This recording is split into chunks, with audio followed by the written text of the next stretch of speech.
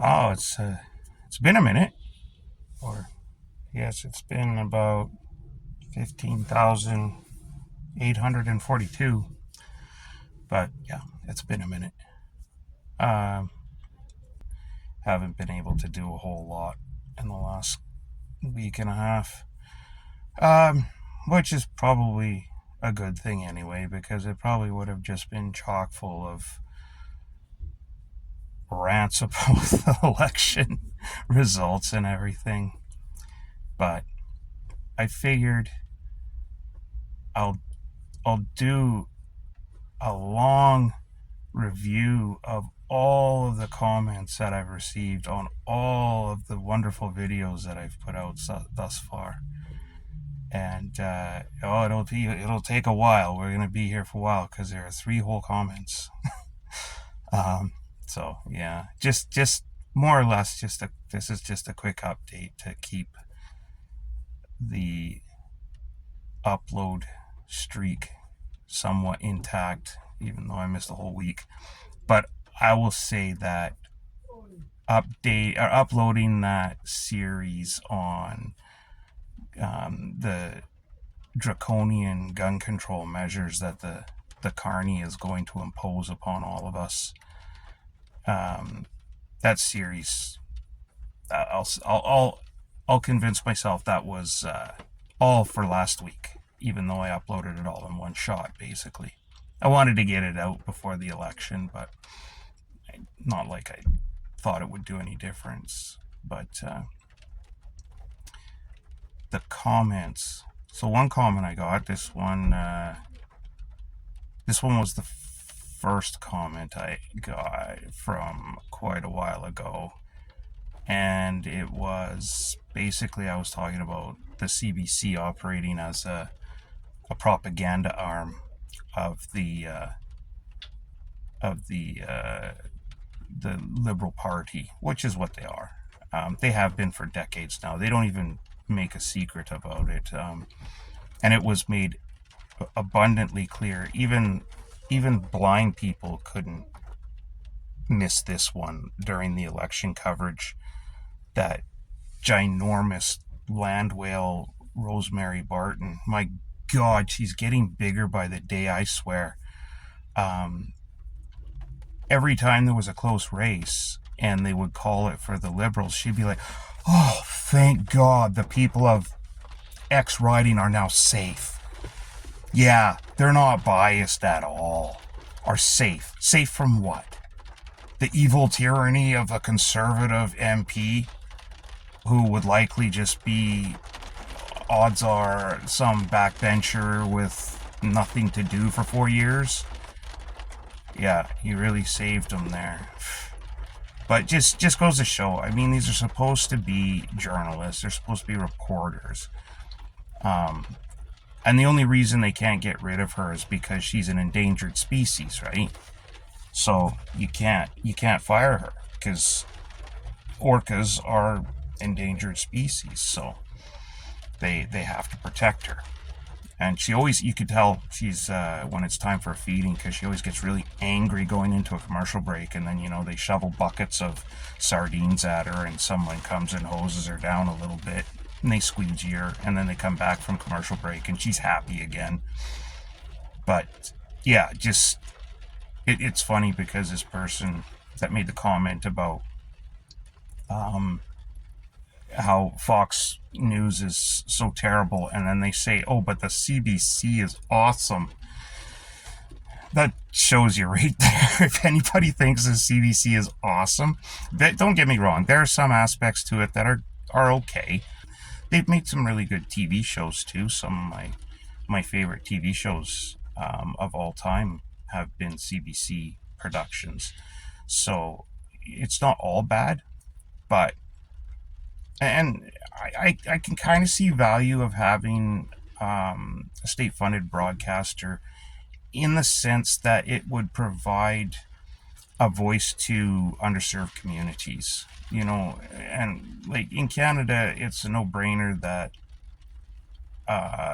you would fund something like a division of CBC that covers off like native interests. That seems pretty obvious to me. But you don't need them going head to head with other programming that comes out of like the United States or even out of Europe or something. And then when it comes out and it falls flat on its face, have taxpayers pick up the tab on that. That I don't think is right. If they want to do stuff like that, then do it by revenue. And if you can't sell advertising because nobody likes your product, then rejig it, make a new product. It's as simple as that. Start working like the private sector and get off the government teat. And either disband your entire news coverage altogether because it's a massive conflict of interest nowadays, or hire people that are truly unbiased. Hire them from out of country if you have to, that have no care in the world about Canada and they're just there to do a job and read the news. That's it. But when you hire, morons like Rosemary Barton or that David Cochran, the like human anthropomorphized version of a penis. I mean, these people are so biased. It's disgusting. You're not watching the news anymore. You're watching, you know, an opinion piece by two petulant, spoiled snots that have never actually held a real job and have never been accountable for anything in their life. So yeah, that was an interesting comment because Election Day just sealed the deal on that comment. Oh yeah, CBC is awesome. Then there was a nice comment from someone, this person in the United States, in regard to one of the videos I posted in that gun grabber series, saying what I was saying about being demonized by certain segments of society and by certain governments of the day, simply because one happens to enjoy hunting or is active in sports shooting, or God forbid, the most dangerous of them all, people who simply collect firearms because they like to collect things and they're interested in the engineering, the mechanics, and the history behind firearms, like me. I've always said collecting is my number one rate, but just slightly above target shooting, because there's a lot of therapy to be had in both of those, especially with people with certain mental health disorders. Collections can help bring focus to their world, and it can help alleviate a lot of the anxiety and stress that they deal with on a day-to-day basis. And that collection can be whatever that person feels. It can be stamps, it can be coins, and yes, it can be firearms. These are not dangerous people, and they're never going to be dangerous people. I pounded this home over and over again in that video series that firearms owners in Canada are going to be the most lawful, law-abiding citizens that you are ever going to meet in your entire life, because there's so much riding on the simple privilege of being able to own firearms in this country, and nobody wants to cock that up. They don't want to cock it up for themselves. They certainly don't want to cock it up for the rest of the country. So nobody is going to be the dickhole that goes out and does something stupid, has their guns removed from them, and then have their case used as precedent by the government of the day to go after everyone else. Nobody wants that target on their back, right? But nobody's that stupid anyway. Anybody who would go through all of the paces to get their PAL, their possession acquisition license, legally, so that they can legally acquire and own and operate firearms and transport them. Anybody who's going to do that is not going to be a nefarious evildoer anyway, just by the nature of having followed the rules. It's just that simple, and you can identify people like this in society, where you walk into, say, a place and there's a queue, and some people will have a look around and they may even ask, oh, excuse me, is this the queue for the whatever, the free donut that they're handing out, right? And they'll go and line up where they're supposed to. Other people will just walk right in, and if the queue isn't obvious, walk right straight to to the front of the line, and people may or may not be polite in how they handle that, the folks that are standing in the queue. But that goes to show you. So someone like that who has no situational awareness and doesn't care about society, anybody but themselves, those people are probably going to do something nefarious in their life. It's not the only indicator, but it's a first sign indicator that somebody's not caring about society. So if you don't care enough to walk into a place and take notice of whether or not you can walk straight up to the line, or you need straight up to the counter, you need to stand in line, chances are you don't really care about the rest of the rules in that society, in that country. All right. So it's simple things like that. But yeah, the comment that was made was basically just, empathizing of what it's like to be demonized by your own possible friends and neighbors, and especially your government. We've put up with this for decades in this country under the draconian authoritarian leadership of various left-wing governments, and it just gets worse and worse as time goes on. And then the last comment I received, the most recent one, was I don't know if this person sees me as a threat or using the logic of the great thinker Sandy Cortez if they want to date me. Sandy Cortez is thinking that if you criticize somebody, you're doing so because you want to date them. Their comment, well, yeah, 7 subscribers, ha ha ha ha ha. So I looked, I thought, okay, well, if someone's going to write that, it's not nice if someone, okay, first off, I really don't care how many subscribers I have or followers or whatever it is. As I said in my intro videos, I'm doing this more for me. I am just talking into the void. If someone watches and they get any value out of it, that's awesome. But I don't expect that. I'm not looking for that. That's not my focus. Maybe that changes one day. I don't know. But for right now, I just need to do something like this to give me some sort of purpose, because I was kind of sinking pretty deeply. And I was getting to a point where when you take a person's purpose for existing away, that it doesn't leave much in their life to look forward to. So you start thinking about things like maid and whatnot.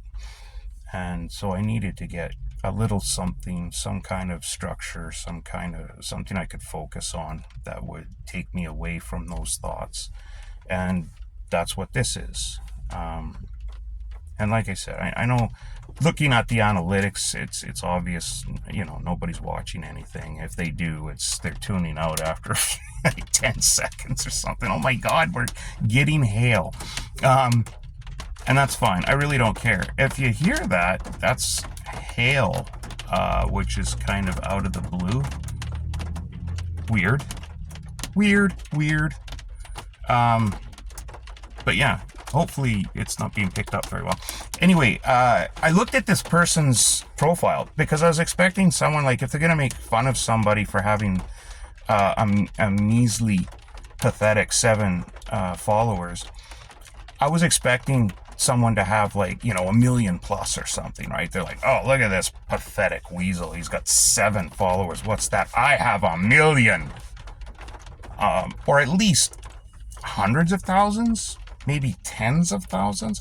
But then I started to think, well, no, because if someone's got that many, chances are they're probably a decent person. If they were able to grow their channel that much, they probably aren't some vindictive little weasel sitting behind a keyboard criticizing everyone, just looking to get in with, start something with someone to make themselves either feel better or get themselves on a map or something. Because I know that these stupid YouTube rivalries are a thing. People always looking to pick on or poke at someone else in order to boost their views or something. It's ridiculous. It's so like high school, elementary school level thinking. But anyway, I look at this person's page, and of course, well, no picture, of course there isn't, no name, of course there isn't. 400 and I mean 480 some subscribers. Like, and there's nothing wrong with having 400 and some subscribers, but in terms of the YouTube, we're basically in the same camp.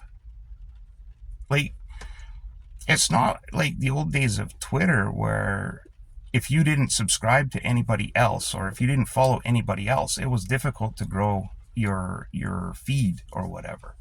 It was if you weren't, like, I know there were some people on Twitter that had, like, thousands of followers, yet said nothing or were very inactive on their feed. But then you look, they're like, oh yeah, they're following like 20,000 people and they've got 5,000 followers themselves. Well, yeah, you follow that many people, some are going to follow back. And there were people like that. They exclusively just put in there, it's like, I follow back. That was a thing. I follow back, I follow back, I follow back. I wasn't into that. I only followed, I think around 50 or 60, and that was a max. And they were people that I were genuinely interested in, right? It was, it wasn't just, nobody's. That way, my follower base, which every time they would go through a bot purge, everybody would be like, oh my god, I just lost thousands of followers. My 5,000 went down to like 400. Whereas my count would only drop like maybe 5 or 10 people. That's all I would see out of around 1,000. So the people that I had following me, they weren't in reciprocation to me following them. They were actually interested in what I had to say. So it's a little bit different building that up than it is a YouTube channel where, somebody can create a channel, put a profile picture of a very attractive lady, not make a single comment. Profile was created like 30 days ago and it's got 45,000 followers now. Never posted anything, but it's got a picture of an attractive young lady as the profile. So don't take a risk. Better follow her just in case. I might be the one that she follows back. We might fall in love and get married, because that's how, simps, that's how simps operate, right? So that's why I say, in the terms of the YouTube culture, whether you have 7 followers, 400 followers, a couple thousand followers, at that point you're all kind of in the same group, right? You're all just kind of trying to start out, or you're trying to gain a foothold. You're not there yet. So until you are, we're all in the same boat. We're not even in different classes in that boat. We're all in 3rd class down by the boilers. It's just the way it is. But it's what it is. It's the old adage, if you don't have anything nice to say, you just don't say anything at all. But it like I said, in order, like, somebody, this I always get interested in the psychology of these kinds of incidences, because it really makes me kind of want to drill into it and understand why somebody would do this. There are plenty of people I see day to day when I'm out and about that I would love to make a comment on, but it wouldn't be a nice comment, and so I keep my mouth shut. But I also grew up in a small town in northern British Columbia, Quesnel, that was well known for being a fighting town. And you grow up in a town like that, you get taught the lessons of accountability at a young age. And you get those lessons repeated to you until you finally get it through your head that there is accountability. If you take an action, there's going to be an equal and most often worse reaction.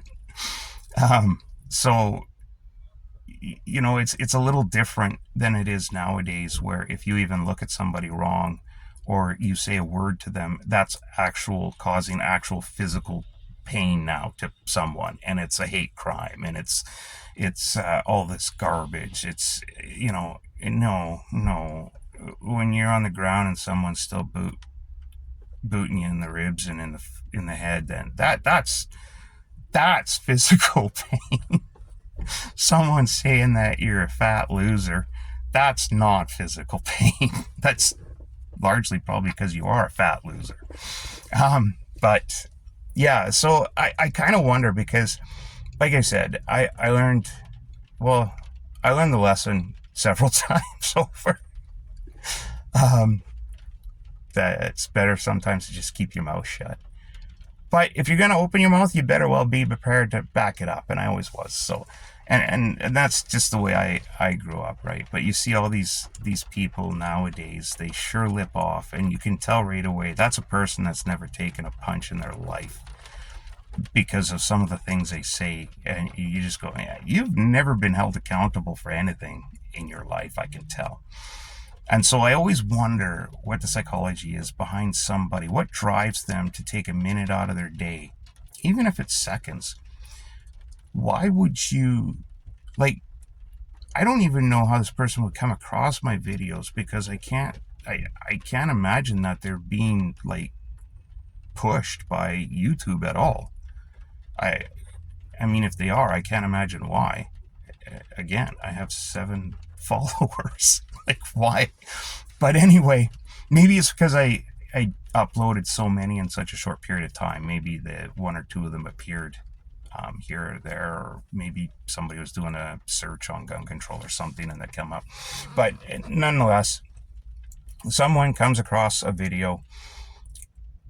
So a couple of things. I mean, you look and you pay attention enough to notice, why is it important how many followers they have? I never even noticed. I don't even look at that, because I don't really care when I'm watching a video or something. It's of no concern to me. If the person is doing something that I find interesting, then I'll watch them or subscribe to them, because I will want to see more. I don't care if they have 1 billion trillion views or followers. If they have good content, then that's all I'm concerned about. Some of the better ones that I started watching, well, everyone starts out with nothing.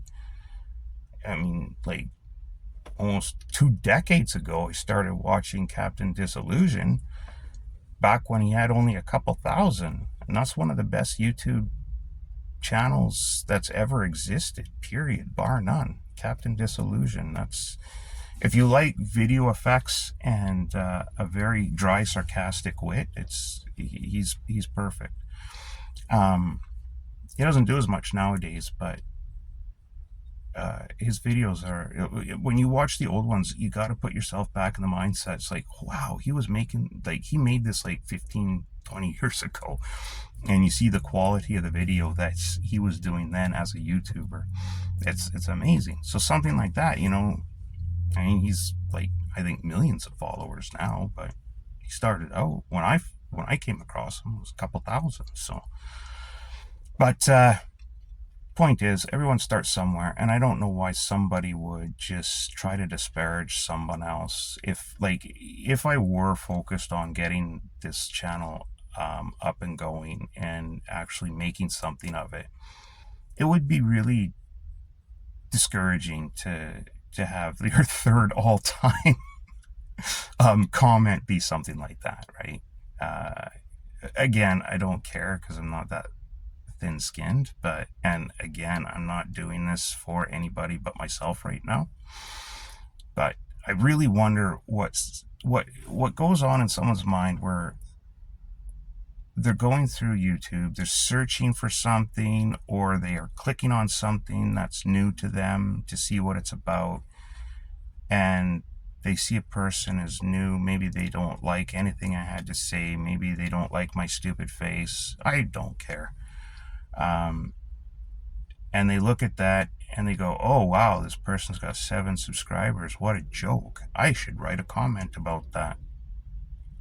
I don't understand why you would do that. Why waste that energy on me? It doesn't make sense. Like, this is the thing. Like, you just gave me power. You gave me energy, your energy. You expended thought and wasted energy to say something like this. And it's good for me because I get something out of it. Because like I said, I love analyzing this kind of stuff. My face lights up.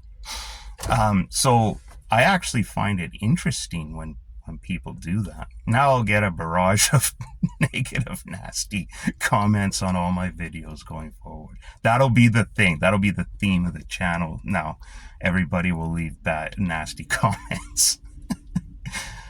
We're doing him a favor. He likes this. Oh boy.